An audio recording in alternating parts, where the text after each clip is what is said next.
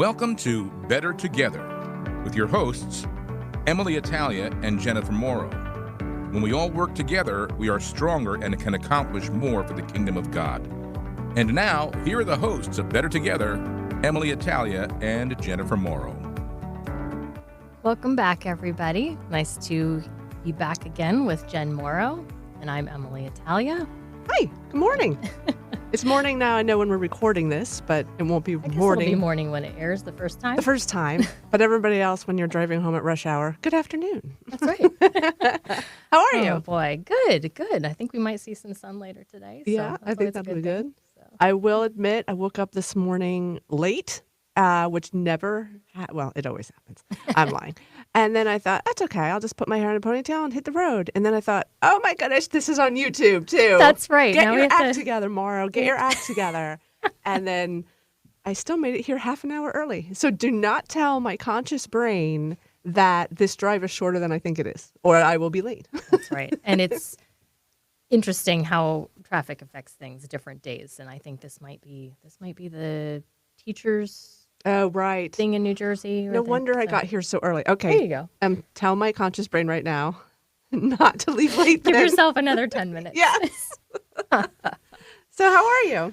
All right. Yeah. Boy, this year is flying by. Oh, too much. So we're deep in All Souls month, and I don't know if you had something specific going on for All Souls in your personal life or in your parish, but I was going to share something that I've been doing on my Facebook That's page. what I wanted to surprise you with, because I was like, if she no. doesn't want to talk about it, too bad, I'm going to say it. Oh, go ahead. You tell it. No, you tell. Okay, so I'm going to introduce it. I'll be like, what have you been doing for All Souls, All Saints this month?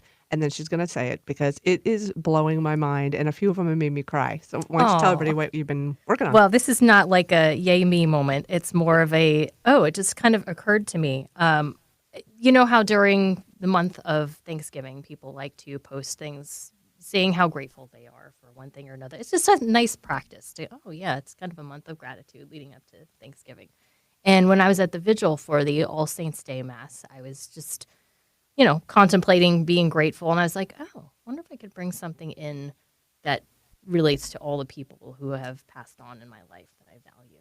I could do like a remembrance of someone who has died in my family or friend's circle every day of November. And I'm like, wow, can I get through the whole month? Or do I have enough? I might have to repeat a little on the back end, but so far, so good. I've had somebody new every day, which, and get to this stage in life. There have been a lot of people who have gone on before us.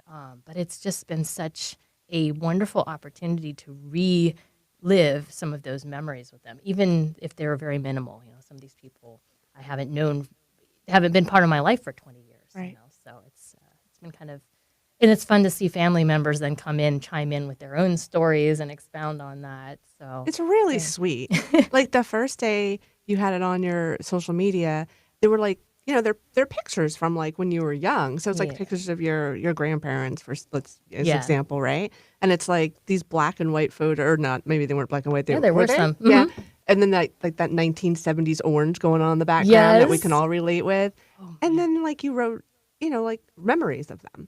And I was trying not to make it into a novel because you can be very, I don't know, at some point people stop reading. It's just, a social media post. So I was like, all right, I just want to kind of give some of the highlights, some of the experiences I had with them in my life. And since then, I'm like, wow, this really needs to be a memory book I can share with family down the road. So I think that's where this project is going. But so far, it's just a nice little memory jog and opportunity to remember to pray for that person that day and just, remember the things that they taught me. Right. So, but also like as your friend, like when you're sharing these and sharing the pictures, I can kind of see, like when you share some of the stories, I'm like, maybe that's where she gets that treat. Or, that like a story. And I'll be like, I can totally see Em doing that too. And then, like seeing the pictures of the family members because I can see the resemblance. So yeah, it's really fun. It surprised me even. So, it's I'm sweet. sure you see that too in your family pictures. Oh, yeah. Yeah. And it's interesting because like seeing you do that, like I have this box at home. It's full of my grandfather's cufflinks. My mom was going through stuff after my grandmom passed quite a while ago. And she was like, nobody wants these cufflinks from your grandfather who died when I was like in second grade, right? Oh, wow. But I still feel that connection. We were close. And I was like, I'll take them. I mean, what am I doing with this giant box of cufflinks? But like, I'm finding shirts and like putting them on. Like, I'm wearing a men's shirt sometimes just so I can wear the cufflinks because I love them. And that's such a special connection because you're not connecting just with the item. It's No. the memory associated with it, the person associated. And with he did it. some pretty cool stuff. Like he was one of the first people to ever fly on a Concorde jet. Really? Yeah. So he has cufflinks from the Concorde that they gave everybody who was the first on the Concorde jet. How exciting! Yeah. So there's some really neat ones in there. Now you need to do this on your Facebook. I know. Maybe I do. So keep up the good work. We like reading you. it. Thank you. That's I think awesome. it's a good example for other people. Something they might want to pick up or share with their kids because it's really beautiful. So what's going on in your neck of the woods? Personally, nothing. Just running late to work every day like usual. But no, you know what I'm doing for November or not, and into December is I brought the book too. And I'm doing a consecration to Mary, and then the book is called 33 Days to Morning Glory, and then it ends on December 8th, the Immaculate Conception. And that's by Father Michael Gately. Yes. And you're going to laugh. He was in one of my classes at Franciscan University. No way. Yes. He was one of the young men who was discerning the priesthood at the time. Of course, he's very good looking. So all the girls were like, oh, there goes another one. But he was a fantastic young man, so humble. And I know he's done some amazing publications. So yeah, I was just, we're busy. Everybody's busy. And I was like, I want to slow down. And not just because it's Advent. I just want to slow down. Or not, it's not Advent yet, but leading up to Advent. Smart. And so Father Jason Rocks, who's the diocesan chancellor in Camden, Diocese of Camden, he's also the pastor of Holy Eucharist in Cherry Hill, and he's leading this. And so I decided to sit, to do it. And I thought, well, what's the difference between this and like a regular retreat or something, But Right. it's heavy stuff. It's a consecration, even though the reading is like one page a day, but it's not easy to wrap your mind around, and I'm glad about that. It's not meant to be. Right. So right now it's a wonderful process, and I love it. And what I love Fantastic. about it is that Father Rocks drives home, and the book obviously drives home, is Mary wants us to be saints, right? And following our baptismal call also to live out Christ's will in our life. So I thought that was also a good thing to start in November, since we start out with All Saints Day and All Souls Day. So it kind of all came together at the right time. Fantastic. I'd say a coincidence, but we all know that's not true. No, never is. Yeah. So Excellent. But, I'm going to have to dig out my copy and go back and do that. yeah, I love it. I really love it. So, but we will be talking about All Saints and All Souls today because it's November and the month of remembrance, so to speak. But did we want to promote some of the things going on in around the diocese and around the state? Yeah, absolutely. I'm holding this up. I don't know if the camera can see it, but our newest edition of the Monitor, the November edition, we have Blessed Carlo Acutis's mother, Antonia Salzano Acutis, came to the Brick Parish, St. Dominic Parish, for the consecration of the shrine that's dedicated to her son, Blessed Carlo. And she actually brought the relic to its place of repose and prayed before. It was just very meaningful. If anybody wants to see it, I know they have the live stream is posted on YouTube if anyone wants to view the Mass. And then she spoke afterwards. It's youtube.com/Trenton Diocese. And then under there, they have their videos posted. Just scroll down and look for the Mass for the consecration of the shrine to Blessed Carlo. It was so beautiful because I know she was visiting a couple of states. I think she visited Philly, New Jersey, New York. I think Texas slipped in somehow. But when I saw that she was coming to Brick, was it, you said St. Dominic's? Yes, St. Dominic's in Brick. I was like, holy moly, to see that she was coming so close. And was it packed? I can only imagine the church was packed. The standing room only in the back. Yeah, it was really amazing. And they, of course, have just had the new installation of the pieces that came from the Asbury Park Parish and His Holy Spirit. So, everything was ready for that. Just what a beautiful celebration. And I know that the Diocese of Trenton has a Eucharistic Miracles exhibit that y'all created. So that was actually based on Blessed Carlo's website, where he pulled together all that information on the Eucharistic miracles and has been traveling the Trenton diocese, and now it's been traveling other dioceses too. Did you just left the Camden diocese? Yes, it was the Blessed Carlo exhibit was in Blackwood, Our Lady of Hope, at the beginning of the month. And then from what I hear, it was, we wrote a couple articles about it in the Catholic Star Herald. So you can read those if you would like. I highly encourage it. And then it'll be back. The exhibit will be back at a couple of our parishes starting in 2024 because it's off visiting other dioceses from what I hear, and obviously back in Trenton as well. I was talking to Josue Ariola, who was instrumental in getting this exhibit put together, and he had said that there actually been requests coming from outside the states, from other, California even, and it's of course too big to transport something like that. But and they have a dedicated team that moves from place to place every time it needs to go to a new parish, and it's actually it's in the story that's in the November magazine, but just kind of talks about their journey and putting it together each time, and they're having adoration. It's a big exhibit. Like it's not just like something you set up and walk away. It's large. And there's this place of repose for the Holy Eucharist. That's I think you're meant to walk through the exhibit into each of the rooms, and then at the end you adore the Eucharist there. Well, that's beautiful. Yeah, just what a wonderful opportunity. So, definitely look. The Trenton website, dioceseoftrenton.com/Eucharistic-miracles-exhibit. And then it'll give you the listing of where it's going to be next and give you a little description also of what to anticipate. Spoiler alert on that story that ran in the Catholic Star Herald. I'm going to share it really quick because it was beautiful. But reporter for the Catholic Star Herald, Pete Sanchez, when he went to visit the exhibit in Blackwood, he happened to be there when a mother and her son were there, and the son has the same kind of cancer that Blessed Carlo had. Oh, no way. And so he ended up speaking with them, and it was really moving. That's in the article, but yeah, I mean, the fantastic part that it's for families. So that's beautiful as well. So all right, quick Diocese of Camden plug. Please. Can I do that? All right. We in the Diocese of Camden, if you're around or if you want to drive there, which is a beautiful South Jersey area, the Catholic Climate, I can't say it, Covenant. I already need to practice it. For those who, the Catholic Climate Covenant, the founder is going to be visiting Cherry Hill on November 15th at 7 p.m. at St. Thomas More. And he's going to be talking about caring for a common home, kind of related to obviously Pope Francis and Laudato Si.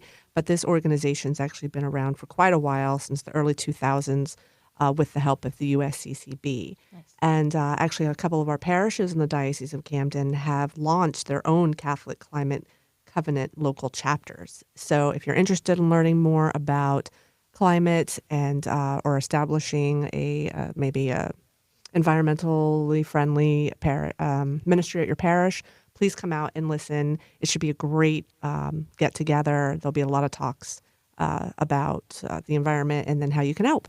So again, that's 7 p.m. November 15th, St. Thomas More Parish in Cherry Hill. Fantastic. That'll be great. So this month, we are talking about All Souls, All Saints, and, bereavement and burial rites. And if anybody tuned into the Talking Catholic podcast a couple weeks ago, Father Jason Rocks, who I mentioned, the diocesan chancellor, talked a lot about what the Catholic Church teaches when it comes to burial. So, we thought that we would also talk about, we go a different route, obviously. We'll be talking about bereavement ministries and maybe some pre-planning. Right. And just giving people some idea of what to anticipate. So, often you're coming to a funeral with, in some sort of state of shock or surprise and not really sure what the process looks like. So this is an opportunity to hear from people who work in that ministry regularly, how they meet with the families, how they counsel them, and what to anticipate in a Catholic funeral liturgy. Right. So everybody just hang on for a sec, and we'll be back with our first guest. Father Benedict Groeschel. Some great people have shown respect for God. Can I read you a little quotation from Albert Einstein, who many times showed a great respect for religion and was one of the great admirers of Pope Pius XII for his stand against the Holocaust during the Second World War. Einstein wrote, "The fairest thing we can experience is the mysterious. is the fundamental emotion that stands at the cradle of all true art and science. A knowledge of the existence of something we can't penetrate, of the manifestations of the profoundest reason and the most radiant beauty, which are only accessible to our minds in their most elementary form. It is this knowledge and this emotion that constitute the truly religious attitude. Oh my, so beautifully said. The leading Catholic voices are on EWTN Radio. Too often Christians walk through life as if their circumstances had the final word, as if a bad doctor report, IRS audit, or mean boss were all powerful. We need to start thinking and living as if God is all powerful, because He is. When Paul was in prison, waiting to be beheaded, he wrote things like, "I am pressed, not crushed, persecuted, not abandoned, struck down, not destroyed. In all these things we are more than conquerors because of Him who loved us." He knew he had the upper hand because he had God's hand. A real champion isn't someone who wins all the time. It's someone who can't be defeated. Christians are supposed to walk through life like real champions. People who face the same struggles and trials anyone else does, but unlike anyone else does. Because we saw the final score and we know who wins. I don't know what you're facing today, but I know who has your back, so hold your head up high. Like St. Paul, you're more than a conqueror. This is Chris Stefanik from RealLifeCatholic.com on EWTN Radio. And welcome back to Better Together. I'm Emily Italia here with Jennifer Morrow. And on the phone with us today, we have Lee and Linda Brennan. They are parishioners of St. Paul's in Princeton for, you're going to have to tell me, Lee and Linda, how many years you've been there now, because I know you predate my existence there. 42 years, Emily. 22? 42. I was close. Oh, wow, you were close. Yeah.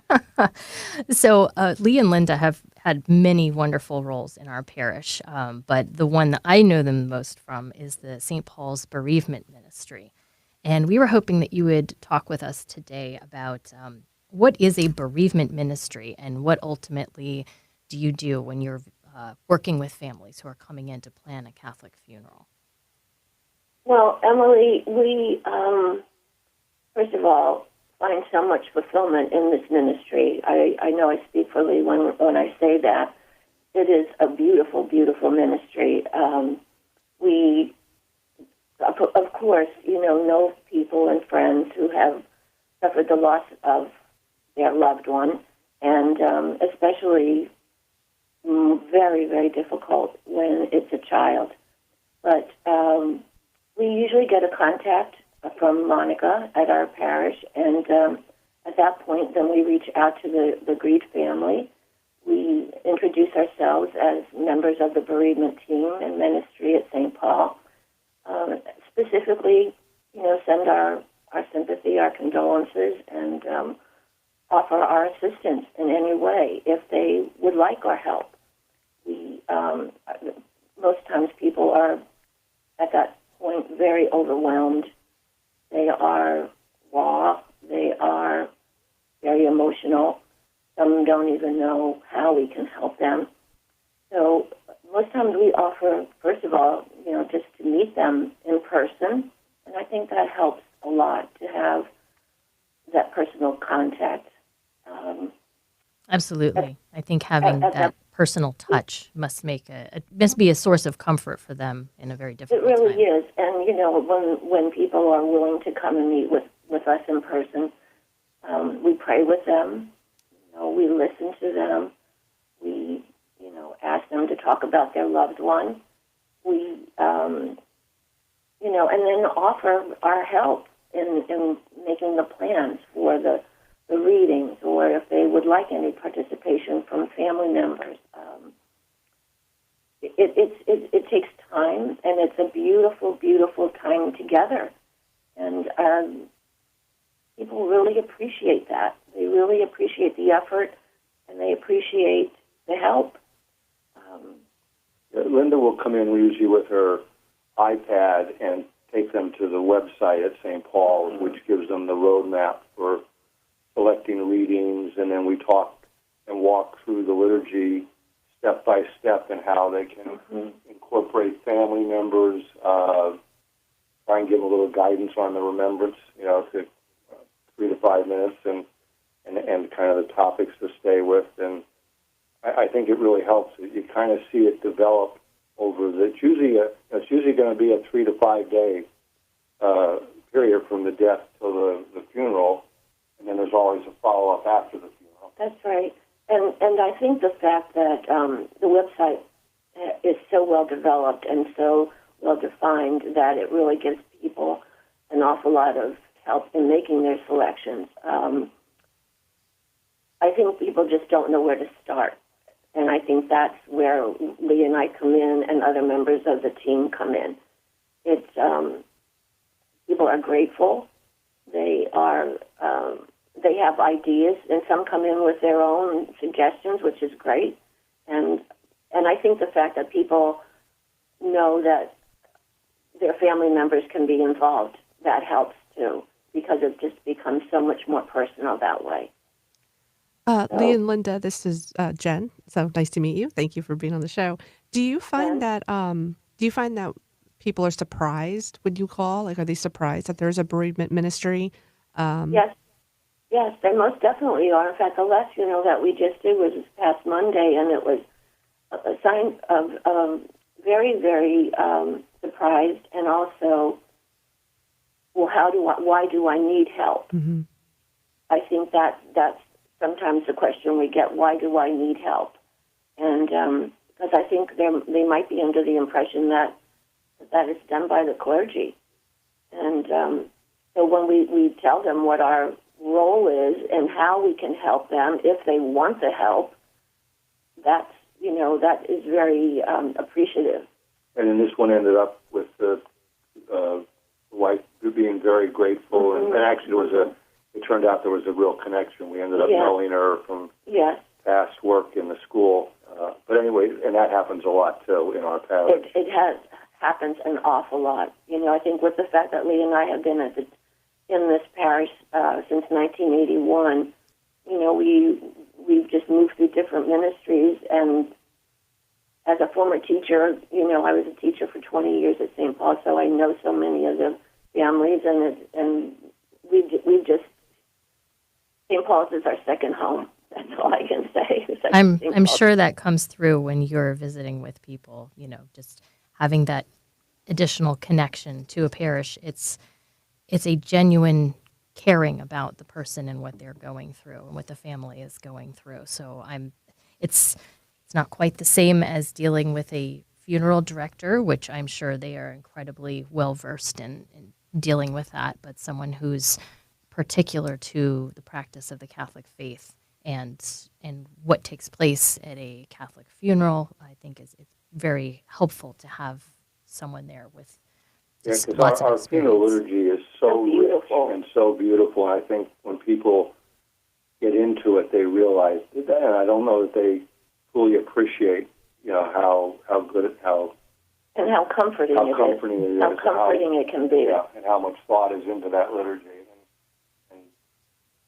I think it's also, a real testament to a bereavement ministry in the fact that somebody's passed away, you're at your lowest, right? And sometimes when somebody passes away, people actually go the other way. They don't come near you, because not near you, but not like you didn't take a shower or something. Maybe don't know how to approach right. you. You don't know how to approach. Whereas you guys are diving in. You're diving in at, one of the lowest points of somebody's life to say, we're here to help you. We're not running away. We're here. And I feel like if you're the other person on the other side of that, that must be extremely comforting. Well, I think especially if the people are willing to or have the time, and most do have time to come and actually meet in person. And I think that there's just a comfort. There's just a comfort with meeting the people and then praying with them and just listening to them. And it's a very it's just a very emotional time. I mean, there's tears. There's it's just a very emotional time. But it's also, to me, that certainly enriched our life. I can't tell you how much the fulfillment of walking with people during this time, as you say. My father died in 1983, and I really feel that we just didn't. I was only 35 years old at that point, but I felt that we were not involved at all. And Lee had the opposite experience because he was able to help with the planning of the funerals for his mom and dad and brother and aunts, and it just was so much better for him. You know, I just feel like almost my dad got cheated in some way. I think that what Linda's saying is for the people, that's one of your questions was, I think once they get in, they understand that helping to plan, I know it was for me, for my relatives, it really helps with the grieving process. You know, you're doing something for your mom and dad, your brother, and as you go through it, it makes you think about that person when you're picking the readings and deciding who to bring up the gifts. Let's get the grandchildren, or let's do this.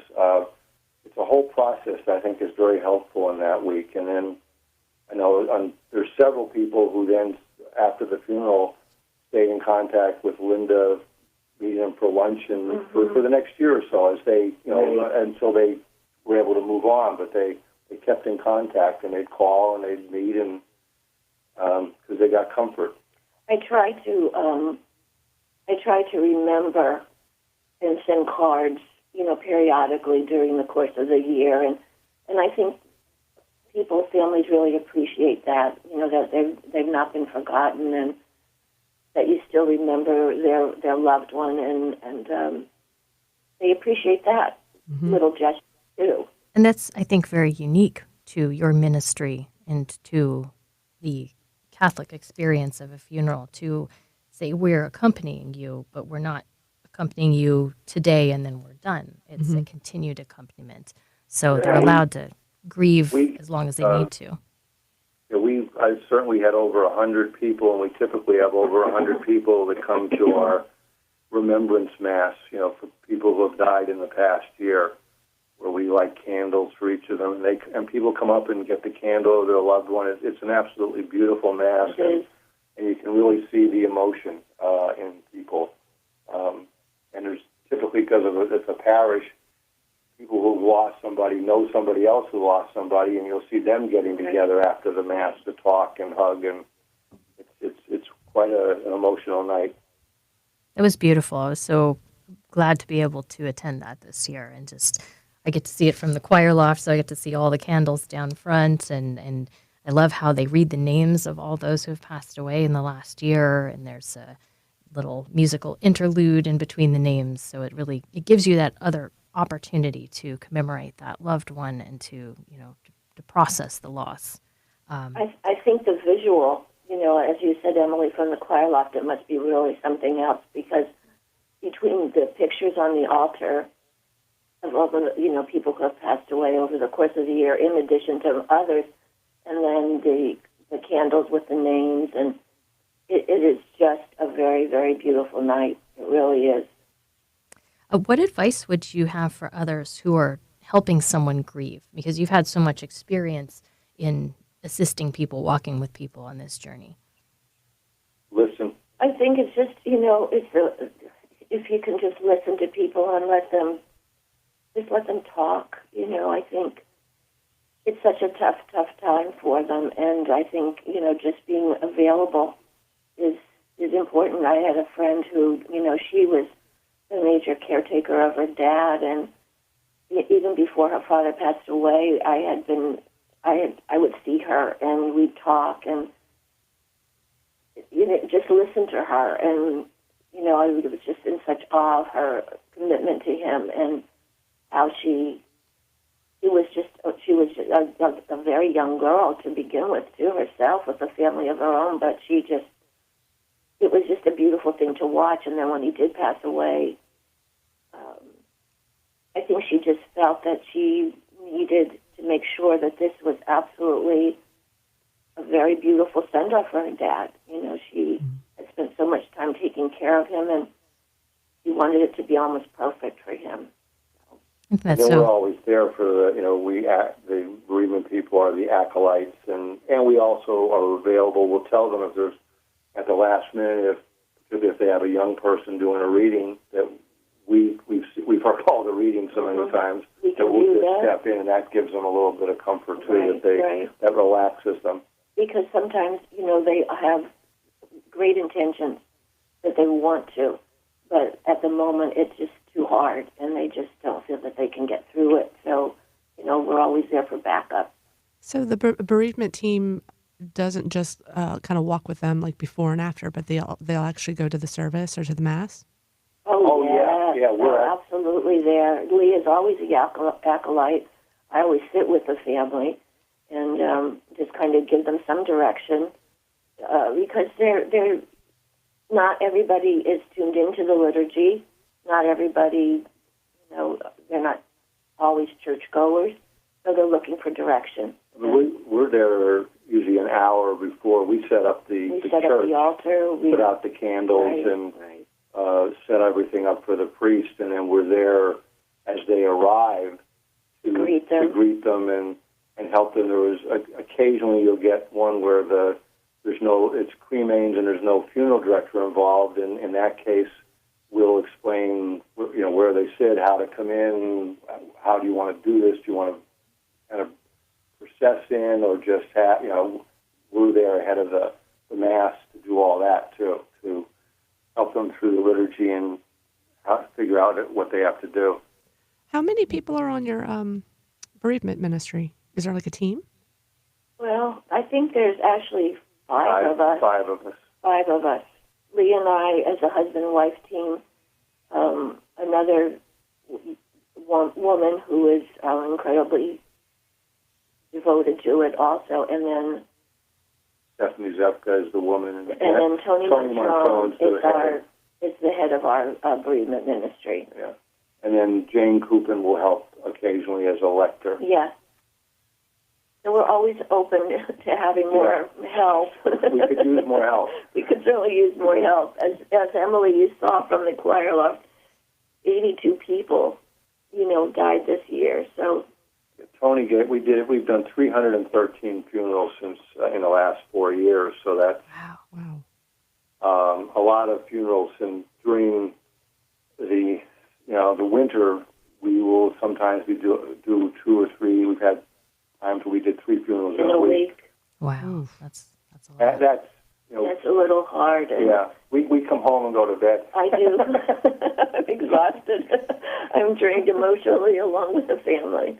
I know all the families who benefit from your wonderful ministry appreciate, probably in ways they don't even realize, just knowing that someone is there taking care of the details and making sure everything goes off as planned, and when they're in a point when they can't really focus on all those details. So what a blessing. The deacons, both Deacon Jim and Deacon Frank, have said that, thanked us, and they said, with doing all the details and setting up, it allows the clergy to focus on the liturgy and their role, if they're being brought to account, so that they, we take care of all this other stuff, that they can focus on what they need to focus on. Even as to the point where we have a book where the readings are in the book, even if the gospel is chosen by the celebrant, we put the gospel in so that we take care of all of that, so that people don't have to worry about bringing up a copy of their reading or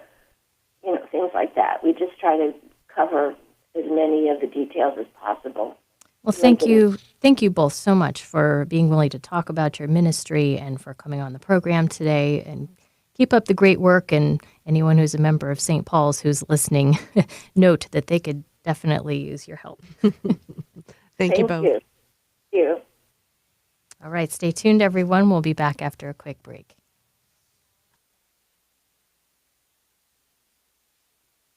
It started like it does for many people, question my faith and question authority. And I feel that the reason why I left was the draw of the world. The world was pulling me away. Some people would say, Satan was working on me. He did not want me in church.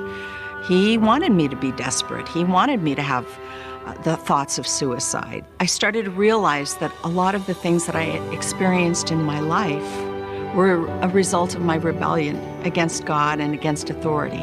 Coming back to the church is the first step in healing from all of the hurts of the world. I went from being desperate and in despair to finding hope and encouragement for the future. I'm on God's team. I know who I belong to, and I know where I'm going, and there's nothing that can separate me from God's love. Take another look at the Catholic Church. Visit CatholicsComeHome.org today. Hello, I'm Bishop David O'Connell, the Bishop of the Diocese of Trenton, and this is a Eucharistic moment. Blessed Carlo Acutis, the teenager who in our own time cataloged all the Eucharistic miracles in the Church's history, wrote, "Every day I live the Holy Communion as a constant dialogue with Jesus, as an authentic hope. The Eucharist is my highway to heaven. To always be close to Jesus, that's my life plan. I'm happy to die because I've lived my life without wasting even a minute doing things that wouldn't have pleased God. I offer all the suffering I will have to suffer for the Lord, for the Pope, and the Church. The more Eucharist we receive, the more we will become like Jesus, so that on earth we will have a foretaste of heaven." Hi, everybody. This is Jen Marram with Emily Italia, and welcome back to Better Together. We are talking about All Souls, All Saints Month, bereavement ministry, and Catholic burials and the importance of planning ahead. And as such, we have our next guest. We have Debbie Moore. She is the Assistant Director for Cemetery Marketing and Outreach for South Jersey Catholic Cemeteries, Diocese of Camden. Good morning, Debbie. Good morning. Nice to be with you both today. I appreciate the invite. Well, thank you for accepting. So we just got off the phone with two who work in the bereavement ministry in the Diocese of Trenton, and we just wanted to shift plans. What do you call that? A reroute. Thank you. Emily's my words. Gears. Thank you. Yes, gears. Thank you. Like the car. Yes, people, I am a writer who has no words. We wanted to shift gears a little, Debbie, and maybe explain a little bit about what South Jersey Catholic Cemeteries does, or any diocesan cemeteries office, how they accompany those who have lost a loved one. Okay, great. So I guess you could look at it from two perspectives. One is an at-need. Of course, we help to bury the dead. And then there's the pre-need part of it as well, which is to help people to think about where they'd like to be buried and how they would like to be buried, so that they could plan ahead. So we kind of work with our constituents, for lack of a better word, and try to guide them in making the decisions on how they would like to be buried and the location, even to consider whether they wanted to be cremated, because we are permitted to do that within the Catholic Church's teaching, or if they want to do a full body burial. And of course, if you choose to be cremated, it's very important to understand the Catholic Church's teaching and the importance of burying the cremated remains, regardless of whether you wanted to do a ground burial and place the remains into a niche, which is a little kind of like a little box. We have columbariums, which are for a community that have many drawers, so to speak, or you could do a private little cabinet where it would just be for your family, and then there's same idea with a little box or a drawer that you would place the urn in, or the actual box that they come in is fine as well. It doesn't have to, your remains don't have to be in an urn. So I think we help them and we guide them on making the decisions, and we try to educate them on the importance of burying the loved ones. And I think it's important to notice, since we're I have no words today. I've only had one cup of coffee. I think it's important to note that when you're talking about cremation, one thing that the Catholic Church teaches is that it should be in a final place of repose, not to take an urn home and put it in a living room. Is that correct? Absolutely. And the reason for that is clearly, the person has done the works of Jesus, of the Holy Spirit. They've taken the Eucharist, so they've lived a Christian life. And so you would want to place that individual in a sacred place to await the resurrection, await eternal life. So it's important to place them in a cemetery that's been blessed. Doesn't have to be a Catholic cemetery. It could be non-denominational, but it needs to be blessed. So yes, it's very important. But also, sometimes people don't. Many times, because cremation is kind of new, so to speak, they don't realize that they need to do that. And so what happens is they hold on to their loved one, and then they pass away, and then somebody finds them, and they don't know what to do. They didn't know that they were supposed to be buried. So I've actually had an experience where twice a realtor, 2 different times, called and said, we found cremated remains in the house that we're selling. What do we do with them? So you don't want to be kind of like left behind or tossed in the trash. You wouldn't do that with a full body. You wouldn't cut somebody's finger off and take them and put them in a lock and then wear it around your neck. So it's the treatment of the body is very important when living a Christian life. You want to treat the body with reverence and respect, regardless of whether you've chosen cremation or a full body. You had mentioned something about that, Jen, that there are some interesting trends out there now that people are doing to commemorate their loved ones that would not be considered acceptable. I've heard about, I'm sure, Debbie, you could talk more to this about, taking some of those remains and putting them in jewelry or a necklace to wear around your neck and things like that. I'm sure you've heard of things, but I love how what your explanation of that person has taken the Eucharist, so it should be in a place of reverence and blessed. That makes so much sense to me. That's beautiful. It really does. Because go ahead. It's also it's for me. So having experienced probably on my 4th turn now here, my grandmother passed away. She was the first of my adult life where I buried a close family member, and my children were young. They were altar servers. So she was the first to pass, and within a period of 4 years, I buried her, my mother, and my sister. Oh my gosh! So it was very, and just in that order, and it was tough to do all of that. My grandmother was 93, so it wasn't a shock to us, but it was still very hard for all of us, and we were a close-knit family. What was very comforting for me, and as I look now back with my dad who just passed in September, I realized what I had done back then was to kind of build a bridge for my children and evangelize them, although that was not my intention, because my girls, not that it was not my intention, but it was just not, that wasn't my object of doing that right there. So my girls were altar servers, and my nephew and my niece were altar servers. So when my grandmother passed, and then my mother and my sister, they all participated in the funeral mass. And for me, that was very healing and helpful. So it kind of, I don't know, you practice your faith. We were practicing our faith. And although it was sad, it was also, I don't know, beautiful in a way, because we were all there at the funeral mass and they all participated. And my sister and I and my father participated with placing the pall, the Bible, the crucifix.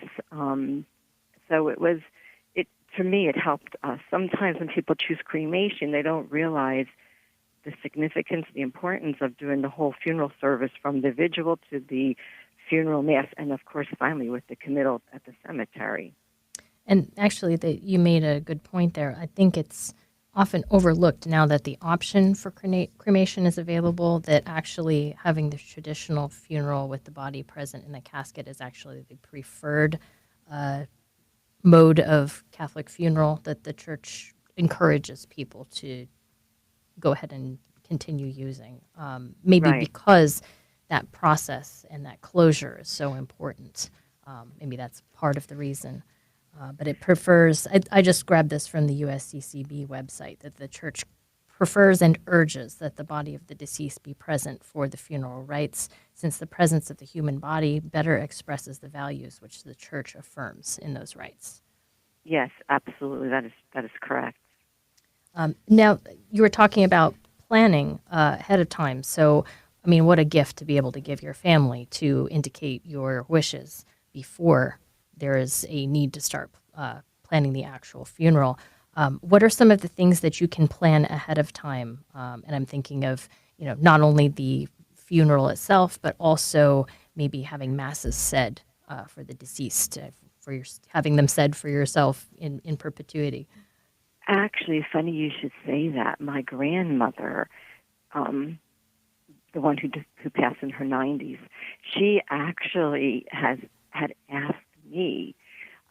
She was a firm believer in having masses said. So when my grandfather passed away, she lived 30 years after he died. She was always having masses said for him. Mm-hmm. So she said to me, "I'm giving you money here in an envelope. When I die, you have to go have masses said for me." And I'm like, "You don't have to give me money to do that." "No, I want to do that."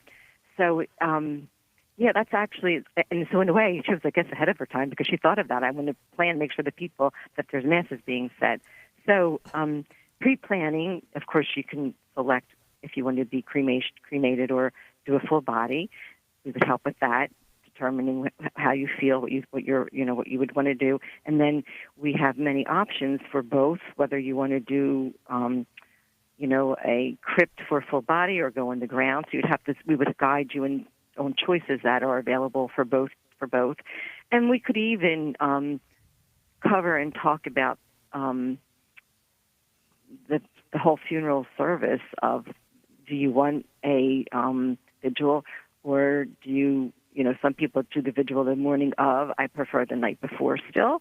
And then we would show you, you could then go ahead and plan. Some people can even plan out what readings they want, what music they want during their funeral mass. If they want someone particular to say their eulogy, we're in fact putting together, and many dioceses already have these in funeral homes. We've used a planning guide from the Catholic Cemeteries Committee, but we're now creating our own, and it's going to be right at the end of the year. It's a planning guide for a Catholic funeral.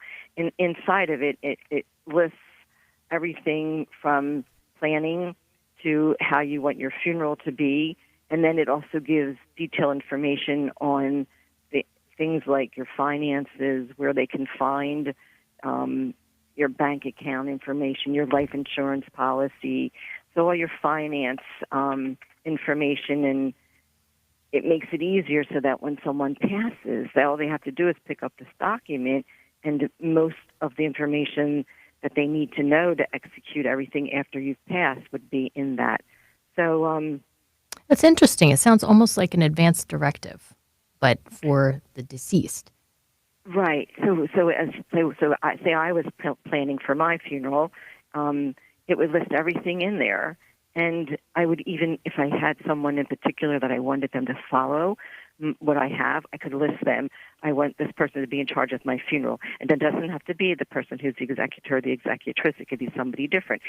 And having worked in the cemeteries department, you'd be surprised at how many people don't maybe follow what their loved one, what wishes may have been.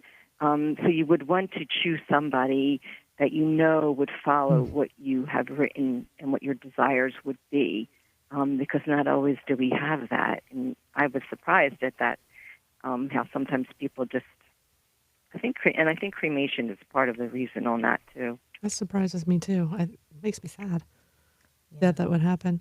I wanted to touch base real quick on something that you had mentioned when you were talking about,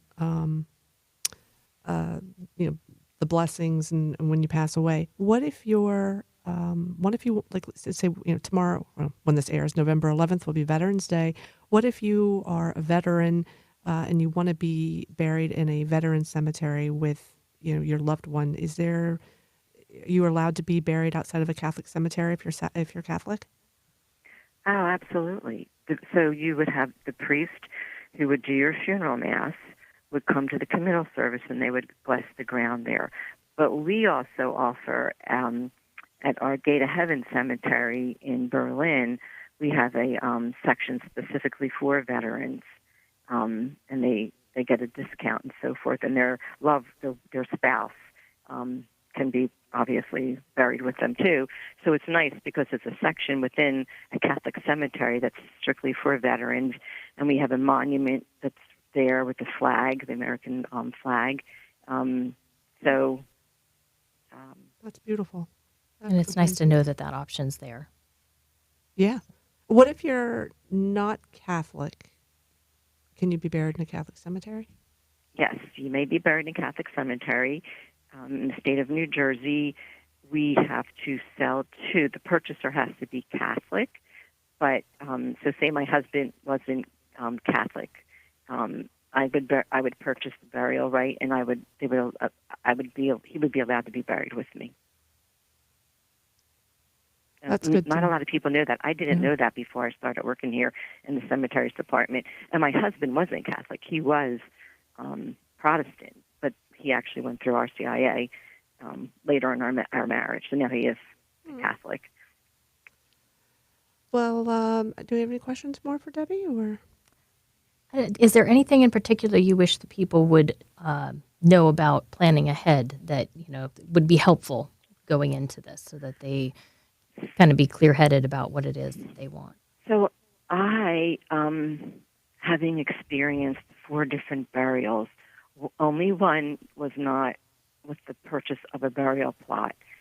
So I think when you do decide where it is that you want to be buried and what you want, I think it's important to put it down on paper and to execute that part of it, because for me, that whole week, and so for us, it was like a 5-day event from the time that the person passed to meeting with the funeral home. So there's a lot for my family that we did. We do the whole vigil, we do the funeral, we do the committal, but we also get together and pull pictures together, and we make collages, we make a video. So for us, it's a celebration of life. Although we're sad that the person has passed on, we come together and feel some happiness being together and remembering our memories we had with our loved one. So taking the step to pre-plan so that your people know at that time what it is that you want makes it a little easier at the time of need. Awesome. Well, thank you, Debbie. I appreciate that. I think that's really good advice. We got to talk about these things before it happens. That's right. Thank you for being on our program today. We really appreciate your insight. Thank you. Thank you. Bye-bye. Bye-bye.